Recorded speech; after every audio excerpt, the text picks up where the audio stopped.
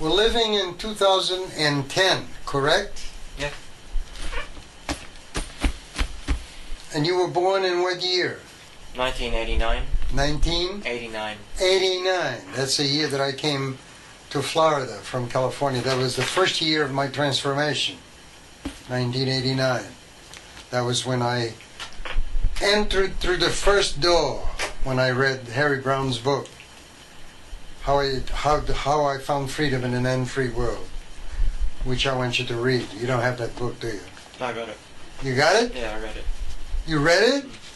Far out. That's why you're here. I mean, you read all these books, so naturally. Okay, very good. So, you're the only person that did the most important stuff in such a short time. You were here, what, 2.5 weeks? Yeah. 2.5 weeks, okay. So, that is the best. Yeah, and you got the best results of anybody that I've ever had on this course. Now, when you get back, people will notice a difference in you. There's no question about it. But if they don't, that's their luck, not yours. It doesn't matter. But if anybody asks, you tell them. And if they want to come over here, now you're a representative over there because, you know, you could even teach stuff over there. So if you do, then tell them about it. And, you know, if they want to come over here, they can do it. Now, you see, we were brought up on this planet. And the planet is neither bad nor good. It just is. It's a planet.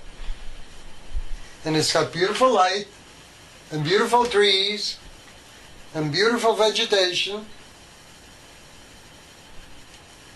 So, life on this planet is what we make it. It's neither good nor bad. It just is. It's actually beautiful. You have light. I think light is more interesting than darkness. Wouldn't you say so? Right? Now, light is representative of good, as it were, and darkness is the symbol for negativity. The fact is that negativity is not a real thing. Darkness is not a thing, but lightness is a thing. Why? Because it's just the absence of the good thing, of light. Right. Light is a vibration. It's a thing. But darkness is not a thing. You can only measure darkness in relationship to light. Darkness is the absence of light.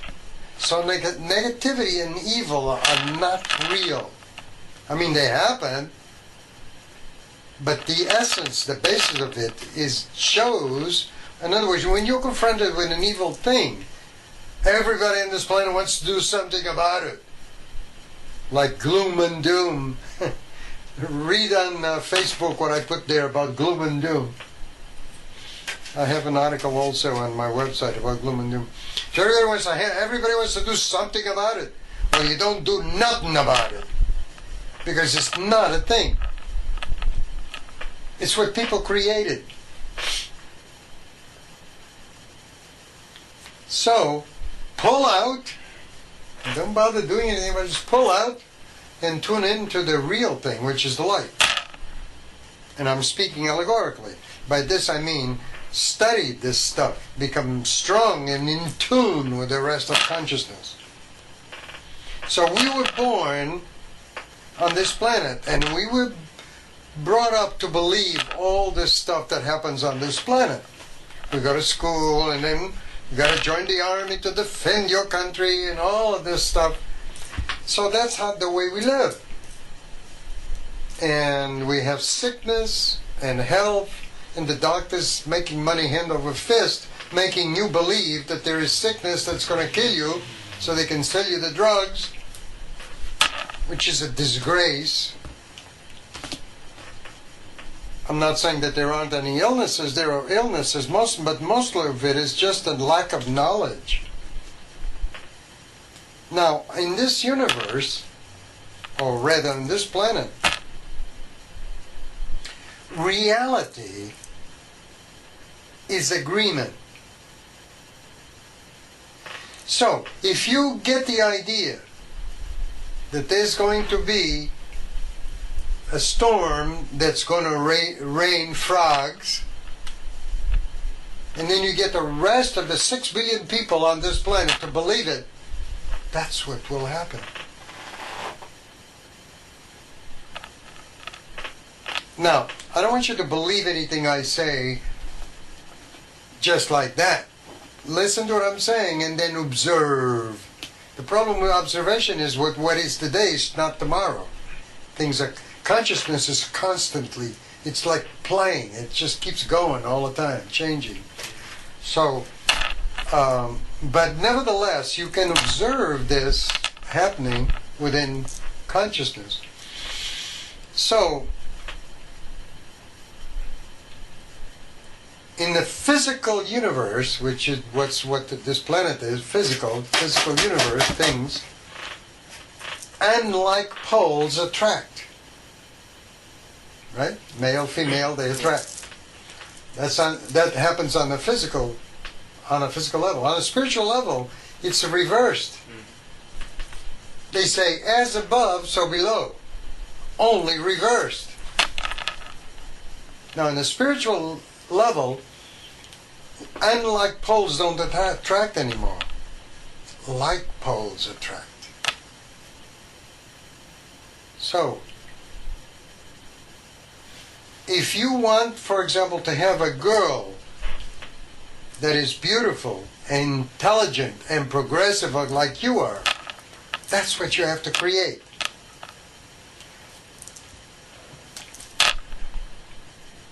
Except that in this case you're not going to get the agreement of everybody else, but you will get the agreement of the collective consciousness. The universe has a collective consciousness. It's like what I call the sea of subconsciousness. And we each individual is just like a radio station. And everything you think, they're vibrations.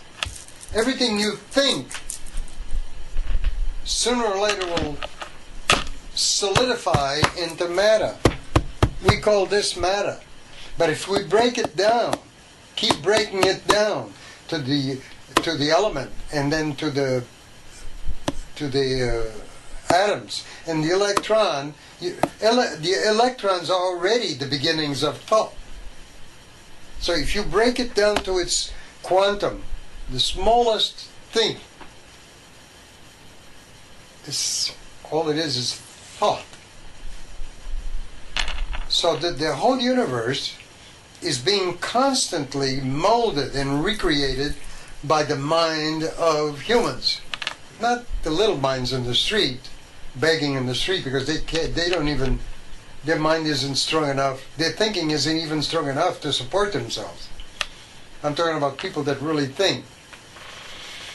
So that if you decide that this country is going down the tubes and it is gloom and doom and all of this, that's what's going to happen. And that's what the media in the United States does, more than any other country. But all the other countries are beginning to do the same thing.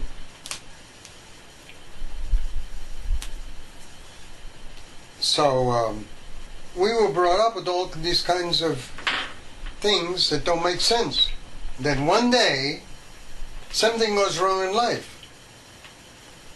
Like, if you never had realized that you were shy with women, you would never have come here. Yeah. So pain in the physical universe is just a reminder, it's a little needle sticking into you, telling, hey man, gotta do something. So you come over here and do something for yourself. That's what pain is all about. And so we brought up this way until such a time as we receive some kind of a shock. Gurdjieff used to call it shocks. He's the one that wrote about the theory of shocks. In life you have these shocks, and then that's what helps you to change.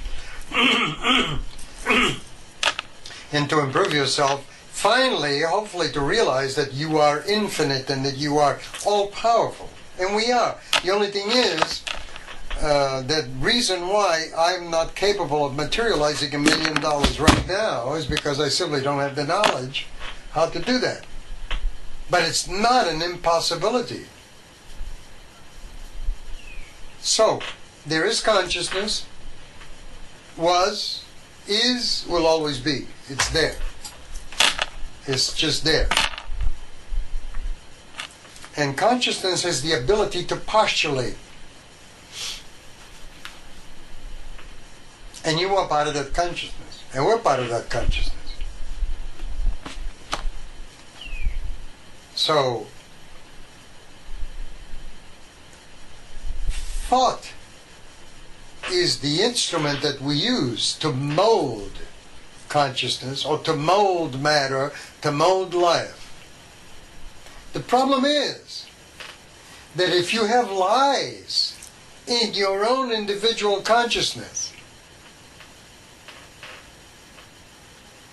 on top of those, these are the lies that your mother gave you, your father gave you, and the army, and the schools, and all of these lies that they put into your head because they didn't know any better. It's not because it's their fault. They didn't know any better. The ones coming before them did the same thing. It's follow the leader.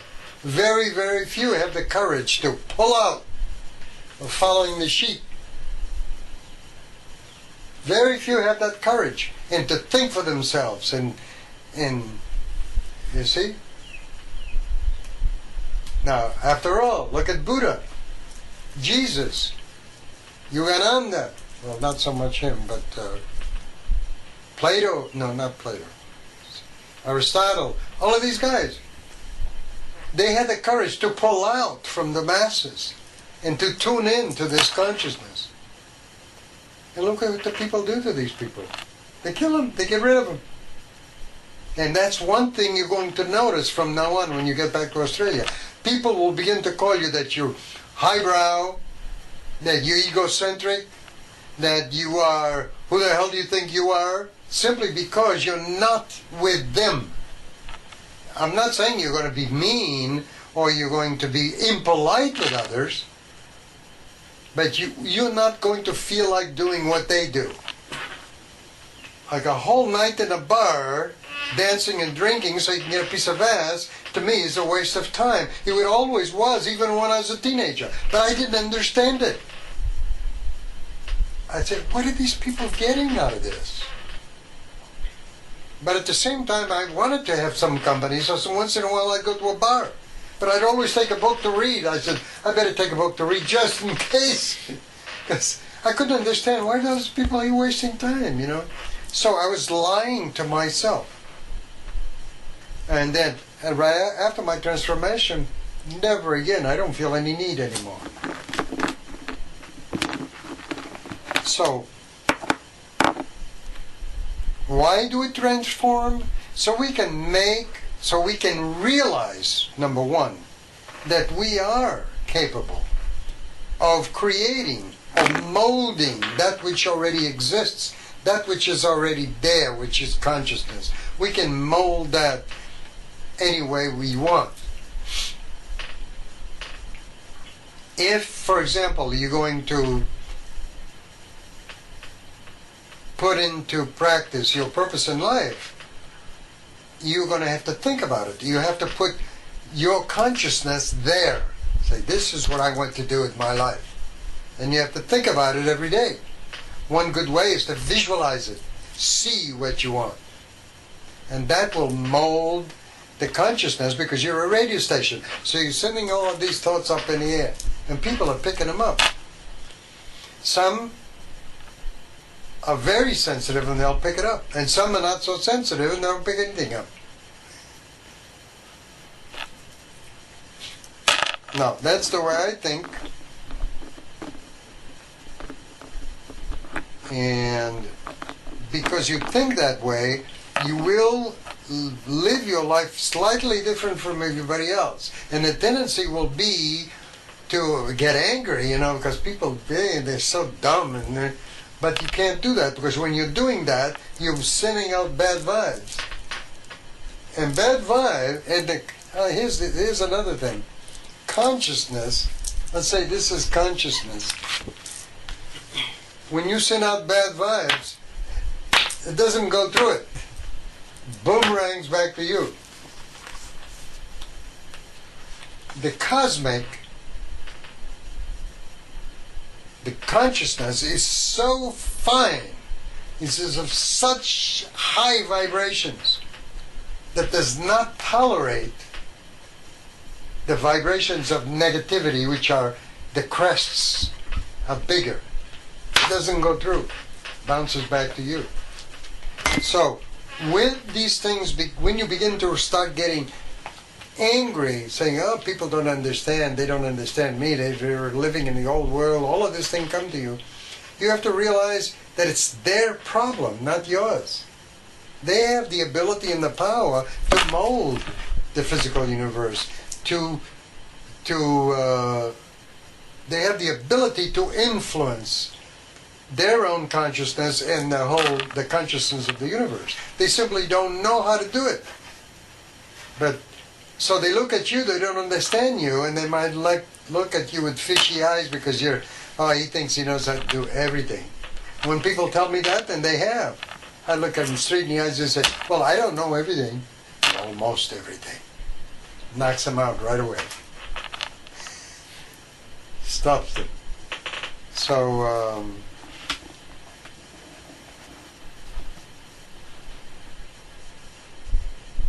so the reason you transform is so that you can understand yourself and your relationship with what's around you, so that you can direct your own life and not be the slave of the medicos, not be the slave of the schools, not be the slave of people that want to enslave you because they don't know any better. So that's why you're doing all this. Now, in doing all this, some of the techniques like being there is one of the most important, because when you're being there, you are in a state of now.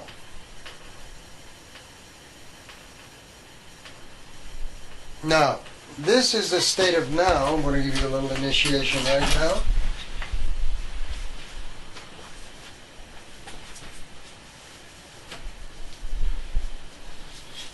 All right.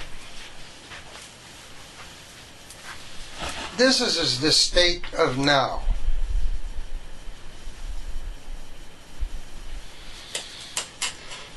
Let's say that this side, on the right side, is good, and this is evil. This is survival, pro-survival, this is counter-survival. So life is like this. One day it's down, the good is down. Another day, the bad is down. When the bad is down, the good comes up. When the good is down, the bad comes up. So, seeing as though this is the case, where do you put yourself? Are you going to follow the whims of life? Sometimes the good is up. Everybody's making money. There are jobs for everybody. Everything is, the country's on the way up. And then you rejoice. And then it goes down. The evil is up. No jobs, sickness, swine flu, all of this stuff. And so if you are going by all of these stupidities, if you take part of the duality of nature, which is what this is, darkness and the light, you're going to be a slave, because one day you're going to be down, another day you're going to be up. So what do you do about it? You don't join in any of these things. You stay at the exact center. Now, the exact center, that is the point.